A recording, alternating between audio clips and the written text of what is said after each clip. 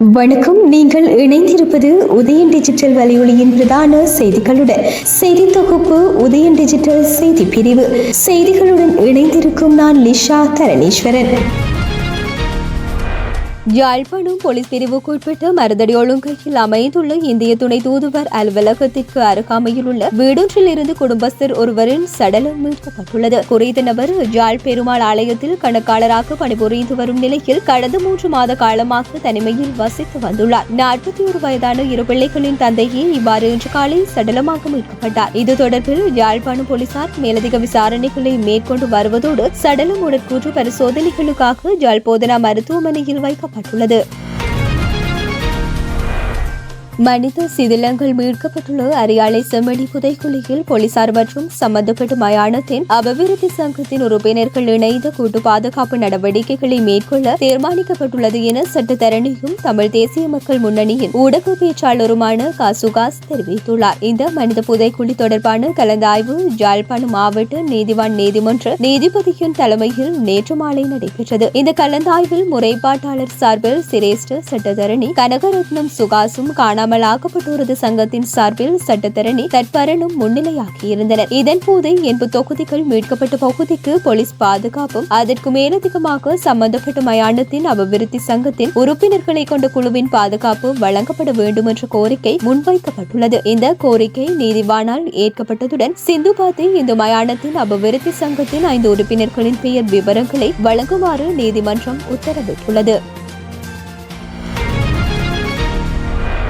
யாழ்ப்பாணம் போதனா மருத்துவமனையில் மட்டுப்படுத்தப்பட்ட அளவில் மேற்கொள்ளப்பட்ட பணிப்புறக்கணிப்பை நேற்று மாலை முதல் அரசு மருத்துவ அதிகாரிகள் சங்கம் இடைநிறுத்தியுள்ளது. மருத்துவமனை நிர்வாகத்திற்கு 1 வார கால அவகாசம் வழங்கப்பட்டு தீர்வு எட்டப்படாவிடில் மீண்டும் பணிப்புறக்கணிப்பை நடத்தவும் அரசு மருத்துவ அதிகாரிகள் சங்கத்தினரால் திட்டமிடப்பட்டுள்ளது. யாழ்ப்பாணம் போதனா மருத்துவமனை நிர்வாகத்திடம் பல்வேறு கோரிக்கைகளை முன்வைத்து அவசர சிகிச்சை தவிர்ந்த ஏனைய சிகிச்சைகளை இடைநிறுத்தி அரசு மருத்துவ அதிகாரிகள் சங்கத்தினர் கடந்த வியாழக்கிழமை முதல் தொழிற்சங்க நடவடிக்கையை முன்னெடுத்தனர். இந்த நிலையில் அரசு மருத்துவ அதிகாரிகளின் தாய் சங்கத்துடன் யாழ் போதனா மருத்துவமனை கிளை சங்கம் கலந்துரையாடிய பின்னர் மட்டுப்படுத்தப்பட்ட அளவில் போராட்டத்தை தொடர்ந்தது. இதன்போது அவசரமற்ற சத்திர சிகிச்சைகள் மருத்துவர்களால் மேற்கொள்ளப்படவில்லை. தொடர்ச்சியான பேச்சுவார்த்தைகளை தொடர்ந்து நேற்றைய தினம் மாலை முதல் 1 வார கால அவகாசம் வழங்கப்பட்டு பணிப்புறக்கணிப்பு கைவிடப்பட்டது. விபத்து அதிதீவிர சிகிச்சை பிரிவில் மருத்துவர் மற்றும் தாதி உத்தியோகத்தரிடையே ஏற்பட்ட முரண்பாட்டை அடுத்து நிர்வாகம்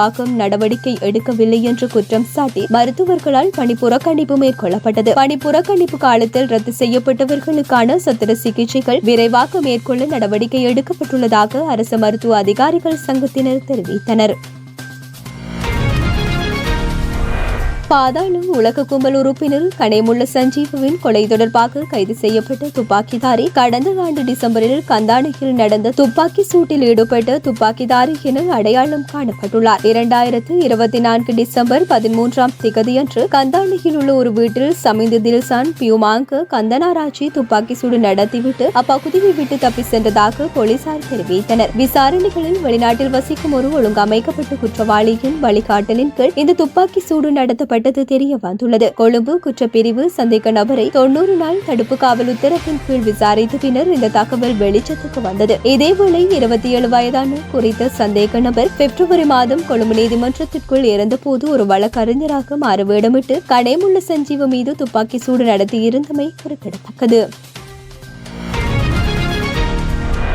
கல்வி பொது தராதர சாதாரணதர பரீட்சைக்கு தோற்றவுள்ள மாணவர்களின் அனுமதி அட்டைகள் தபால் மூலம் அனுப்பி வைக்கப்பட்டுள்ளதாக பரீட்சைகள் திணைக்களம் தெரிவித்துள்ளது. பாடசாலை விண்ணப்பதாரர்களின் பரீட்சை அனுமதி அட்டைகள் அதிபர்களுக்கும் தனியார் விண்ணப்பதாரர்களின் அனுமதி அட்டைகள் அவர்களின் முகவரிகளுக்கும் அனுப்பி வைக்கப்பட்டுள்ளதாக பரீட்சைகள் ஆணையாளர் நாயகம் அமித் ஜெயசுந்தர தெரிவித்துள்ளார். இது தொடர்பாக ஏதேனும் திருத்தங்கள் செய்ய வேண்டி ஏற்பட்டால் அதனை எதிர்வரும் 10ஆம் திகதிக்கு முன்னதாக ஆன்லைன் ஊடாக சமர்ப்பிப்பதற்கான வசதிகள் ஏற்படுத்தப்பட்டுள்ளதாக பரீட்சைகள் ஆணையாளர் நாயகம் குறிப்பிட்டார். இதற்கான வசதியினை www.dunets.lk என்ற இணையதளத்திற்கு பிரவேசிப்பதன் ஊடாக பெற்றுக்கொள்ள முடியும் எனவும் மாணவர்களுக்கான பரீட்சை அனுமதி அட்டைகளை விரைவாக வழங்குமாறு அதிபர்களுக்கு பரீட்சைகள் ஆணையாளர் நாயகம் அறிவுறுத்தியுள்ளார். மேலும் கல்வி பொது தராதர சாதாரணதர பரீட்சை எதிர்வரும் 17ஆம் திகதி முதல் 26ஆம் திகதி வரை 3663 பரீட்சை நிலையங்களில் நடைபெறவுள்ளதாகவும் இம்முறை 4,70,000 64,147 பரீட்சார்த்திகள் பரீட்சைக்கு தோற்ற தகுதி பெற்றுள்ளதாகவும் தெரிவிக்கப்பட்டுள்ளது. இலங்கை சிறையில் உள்ள மீனவர்களை விடுதலை செய்ய வலியுறுத்தி ராமேஸ்வரம் மீனவர்கள் முன்னெடுத்து வந்த போராட்டம் தற்காலிகமாக இடைநிறுத்தப்பட்டுள்ளது. ராமேஸ்வரம் மீனவர்கள் தங்கச்சி மடத்தில் கடந்த சில நாட்களாக போராட்டத்தில் ஈடுபட்டு வருகின்ற நிலையில் போராட்டத்தை தற்காலிகமாக இடைநிறுத்த அந்த மீனவர்கள் முடிவு செய்துள்ளனர். மேலும் மார்ச் 21 அனைத்து கட்சிக்கும் அழைப்பு விடுத்து ரயில் மறியல் போராட்டம் நடாத்த மீனவர்கள் திட்டமிட்டுள்ளதாக இந்திய செய்திகள் தெரிவிக்கின்றமை சுட்டிக்காட்டத்தக்கது.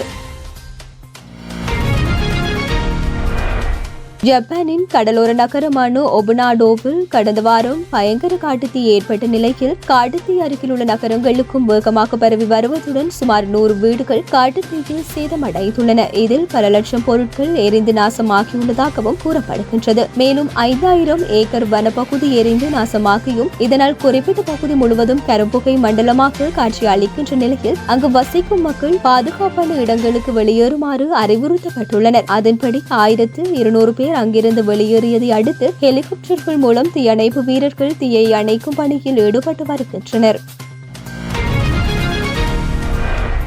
2025 சாம்பியன்ஸ் கிண்ண தொடரில் இந்திய அணி இறுதிப் போட்டிக்கு தகுதி பெற்றுள்ளது. அதன்படி நேற்று துபாயில் நடைபெற்ற முதல் அரையிறுதிப் போட்டியில் ஆஸ்திரேலியாவை எதிர்கொண்ட இந்திய அணி விராட் கோலி மற்றும் ஸ்ரேயாஸ் ஐயரின் சிறப்பான ஆட்டத்தால் 6 இலக்க வித்தியாசத்தில் வெற்றி பெற்று இறுதிப் போட்டிக்கு முன்னேறியுள்ளது. இதேவேளை இன்று லாகூரில் நடைபெறவுள்ள 2வது அரையிறுதிப் போட்டியில் நியூசிலாந்து மற்றும் தென்னாப்பிரிக்க அணிகள் மோதுகின்றன. இதில் வெற்றி பெறும் அணியுடன் எதிர்வரும் 9ஆம் தேதி துபாயில் நடைபெறவுள்ள இறுதிப் போட்டியில் இந்தியா மோதவுள்ளமை குறிப்பிடத்தக்கது.